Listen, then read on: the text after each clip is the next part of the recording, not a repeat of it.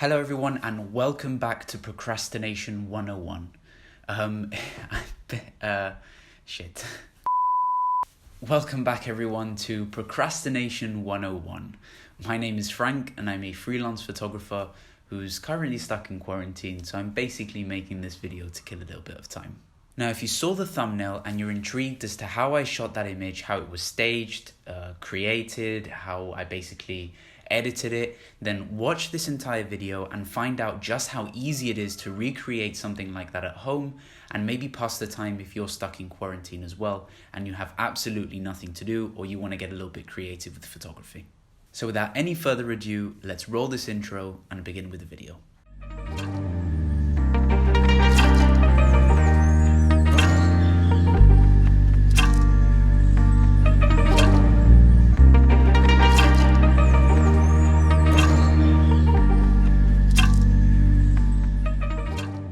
Now, to make this image, you will first and foremost need two cameras. One to take the image itself. In my case, I use this one, Canon 7D, and another camera to use as your subject. The camera that I used as my main subject to take the photograph was the Canon EOS R. It's the camera that I'm using right now to film actually. And reason being is because it's a far more streamlined camera. It just looks much nicer, it's much smoother, and it's not as big and as clunky as the Canon 7D, which is kind of a monster of a camera at the end of the day. The second thing that you will need is a laptop or computer. I myself have a MacBook Pro, but anyone will do. The only real thing is that you'd need to be able to adjust the brightness and the screensaver. The third and final thing you will need to make this shot possible is a tripod and a stand. Now, the tripod will obviously be used to keep your camera in place while you're taking pictures, and the stand will be used to place your laptop as you pose to take those pictures. Now, if you have a laptop like myself, I use the stand in order to help me pose to take the photographs, but if you have a computer that's already on a desk, then you don't need a stand. For the best results, and a little pro tip for you guys as well, I suggest photographing this staged mini product photo shoot somewhere where it's relatively dark, somewhere that doesn't let in a lot of light, in order to maximize the chances of getting a good shot and a shot that you don't really have to edit too much in Lightroom or Photoshop.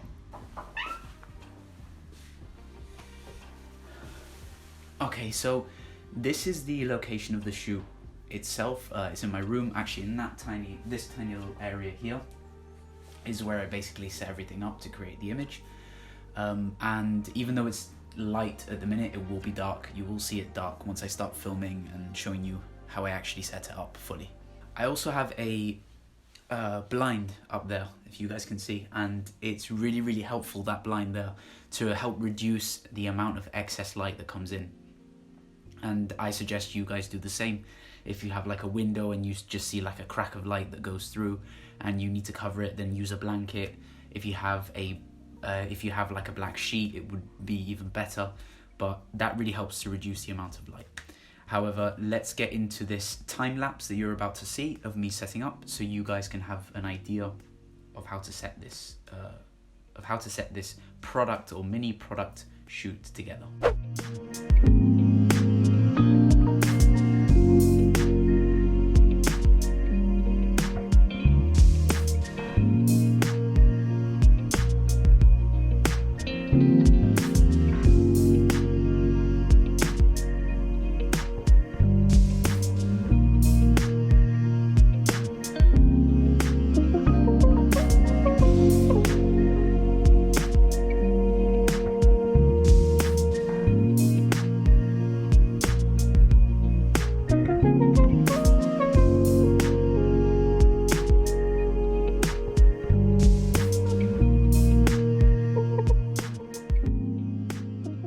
So as you can see at this stage, I'm pretty much all set up, nearly ready to go and start taking pictures.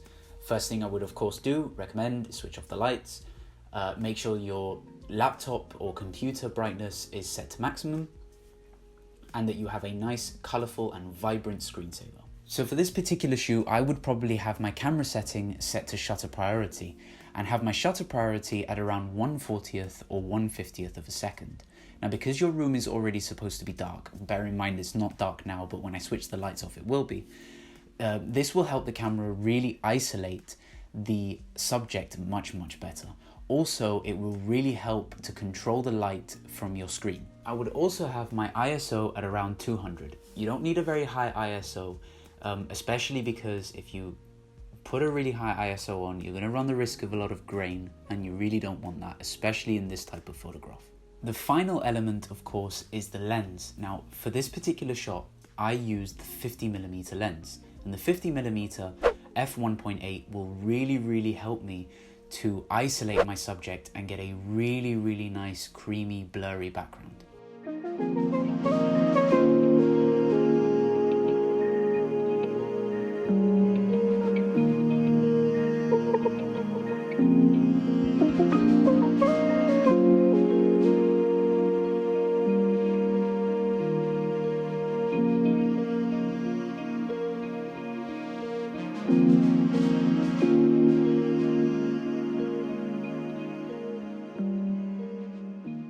So now that you have the image on the camera and you finally exported it onto your laptop or computer, it's now time to open up Photoshop. Using the camera raw function on Photoshop, you can edit images as if they were in Lightroom. Now for this particular shoot, and because it's not a landscape photograph, I'll usually pull this type of image in Photoshop and edit on camera raw. It's much easier for me, and I keep things way more organized the way that I like to keep them organized. So if you go into filter and you access camera raw filter, you'll finally get the camera raw function here where you can edit as if it were in Lightroom. The next step, of course, if you've done everything correctly when shooting, is that you don't really have to edit too much aside from color correction, exposure, contrast, highlights, so on and so forth. So that's exactly what we're going to do now, is filter around with the highlights, the contrast, the shadows, the whites and the blacks, and finally the textures to get a rendered image that isn't too overly done, but isn't too simplified either. Another tip that I like to do is keep the shadows slightly brighter, because I like to see some of the colors go through the camera, as you can see it right here. It looks really nice. I like to bump up the whites, and I like to put the blacks down ever so slightly, keeping the contrast a bit more, but then we'll figure out later, we'll sort something else out with the tone adjustment. Texture, I like to bump up the texture. I like this light that's coming through here through my hand. I'm going to go into curve because I think curve is going to really help this image. Not too much though, because I do want to see some of those colors go through. And then saturation and vibrance is what's really going to bump these colors out and make them stand strong. So once you're happy with the result, and you see I haven't really fiddled too much with it, it's because I don't really want to, and I don't really need to. I think the image looks good as is. I like the colors. I think I might, re-edit a little bit, maybe with the shadows. I'll probably reduce the shadows. There we go. That looks much better. So once you're done, once you're happy with the result, and you believe that this image is great and it looks good and you're confident, you can hit OK, press done. And of course, the final step would be to crop the image. And this is very important because this is what's going to hide all of the imperfections that you can see here, the laptop screen, basically.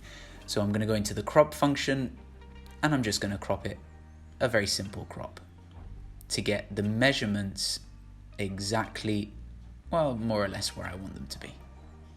Once you're happy with the crop, you can click the tick button, and that's it. That's your final image ready and rendered. One of the cool things about this image is that you can always go back and rework the colors. If you photographed it and you don't really like the colors of the screensaver that you had at the time, you can always do some basic color correction in Photoshop and achieve the correct look that you want. Well, that's it. Thank you so much for watching this video. Hopefully you found it somewhat interesting, entertaining, and that, you feel like you can do the same thing. It is relatively easy. It's not that hard if you have the gear for it, of course. But if you're feeling generous, do subscribe, like, comment, and share. Thank you very much. And check you out on the next one. Peace, guys.